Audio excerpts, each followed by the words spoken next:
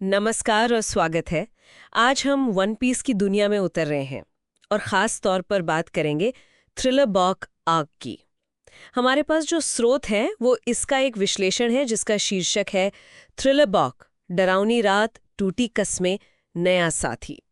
देखिए, NS lobby की जो इंटेंसिटी थी वो सियासी तनाव, उसके बाद ये आग कहानी को एकदम अलग ही मोड़ देता है। हाँ बिल्कुल। मतलब गॉथिक हॉरर और कॉमेडी का एक अजीब सा संगम। सही कहा, एकदम यूनिक मिक्सचर है वो। तो आज हम यही समझने की कोशिश करेंगे कि ये आग डर, हंसी और वो जो वादे होते हैं ना, उनके बोझ को कैसे बैलेंस करता है और स्ट्रॉ हैट क्रू के लिए इसके मायने क्या थे।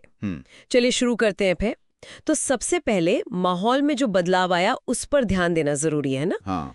एनएस लॉबी में वर्ल्ड गवर्नमेंट से सीधी टक्कर थी। यहाँ थ्रिलर बाग में खतरा ज्यादा छुपा हुआ, ज्यादा पर्सनल लगता है। बिल्कुल। और ये परछाइयों की चोरी वाली बात। हाँ, वो किसी की पहचान, उसकी विल पावर छीन लेने जैसा है। और लोकेशन भी, फ्लोरियन ट्रायंगल, वो माहौल को और गहरा बनाता है। सही। मतलब एक अजीब धुंध वाली जगह जहां जहाज गायब हो जाते हैं सालों से, तो क्रू जैसे अपनी जानी पहचानी दुनिया से बिल्कुल कट जाता है। एक अनिश्चितता सी छा जाती है। हाँ बिल्कुल। और फिर इसी माहौल में उनकी मुलाकात होती है ब्रूक से, एक बात करने वाला कंकाल। हाँ मतलब ये किरदार तो इस आग के हॉरर कॉमेडी मिक्स का परफेक्ट उदाहरण है। बिल्कुल। पर उसकी कहानी दिल तोड़ने वाली है। रंबा पायरेट्स का वो आखिरी सदस्य है।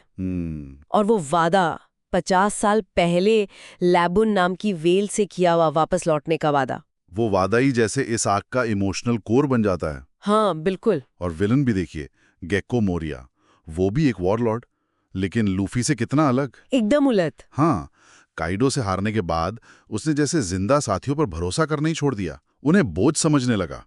उसकी वो कागे कागे नोमी की शक्ति, परछाइयां चुराना, लाशों में डालना, ज़ॉम्बी बनाना, वो एक तरह की चेतावनी है कि अगर कैप्टन हार मान ले तो क्या हो सकता है। सही कहा। और उसके साथी भी डॉक्टर हॉकबैक, एप्सिलॉम, पेरोना, सब अपनी अजीब इच्छाओं में फंसे हुए हैं। लेकिन ये जो मौर्या का रास्ता था, क्या ये सिर्फ काइडो से हार का नतीजा था या उसके अपने किरदार में कुछ ऐसा था जो उसे इस तरफ ले गया? ये अच्छा सवाल है। देखिए, हार ने उसे तोड़ा तो जरूर होगा, पर शायद उसमें वो बात नहीं थी जो लूफी में है, साथियों पर अटूट भरोसा। मौर्या ने बाहरी ताकत चुनी, ज़ॉम्बी, परछाइयां। लूफी अंदरूनी ताकत और दोस्तों के बंधन पर यकीन रखता है। ये फर्क साफ दिखता है। और क्रू मेंबर्स की अपनी चुनौतियां भी थीं। मुझे तो वो उसोप बनाम पेरोना वाली फाइट हमेशा बड़ी मजेदार लगती है। हाँ, वो तो क्लासिक है। पेरोना की शक्तियां लूफी, ज़ोरो, सेंजी जैसे मजबूत लोगों को भी रुला देती हैं, निराशा में डाल देती हैं। लेकिन उसोप पर असर ही नहीं। क्यों? क्योंकि वो तो हमेशा नेगेटिव रहता है। हाँ, सही। उसकी निराशा ही उसकी ताकत बन गई। ये कमाल का आइडिया था। बिल्कुल, ये उसूब के कैरेक्टर का एक बेहतरीन पहलू दिखाता है। पर शायद सबसे यादगार पल वो ज़ोरो का है। ओह हाँ। मोरिया की हार के बाद जब कुमा आता है, बार्थोलोम्यू कुमा, और ज़ोरो लूफी को बचाने के लिए उसका सारा दर्द, सारी थकान चुपचाप अपने ऊपर ले लेता है। उफ। और बाद में जब सेंजी पूछता है तो वो कहता है कुछ नहीं हुआ। रोंगटे खड़े हो जाते हैं वो सुनकर। हाँ, वो सिर्फ वफादारी नहीं है, वो दिखाता है कि पहला साथी होने का मतलब क्या है, क्रू का संकल्प कितना मजबूत है। और ये आर्क ना आगे की कहानियों के लिए बहुत सारे बीज बोता है। हाँ, ये भी है। कुमा का वो रहस्यमयी रवैया, ज़ोरो का र्यूमा से लड़ना और शुसुई हासिल करना, जो बाद में वानो से जुड़ता है। अच्छा, हाँ। फिर वो ज़ॉम्बी लोला जो नामी को अपनी माँ का विवेर काट देती है, जो बाद में बिग मॉम निकली। एग्जैक्टली। और मोरिया की हार का जो कारण था काइडो, उसका जिक्र ये पहली बार योंको की असल ताकत का अंदाजा देता है। मतलब अब खतरा सिर्फ वर्ल्ड गवर्नमेंट नहीं, और भी बड़े खिलाड़ी मैदान में हैं। और आखिर में ब्रूक म्यूजिशियन बनकर क्रू में शामिल होता है।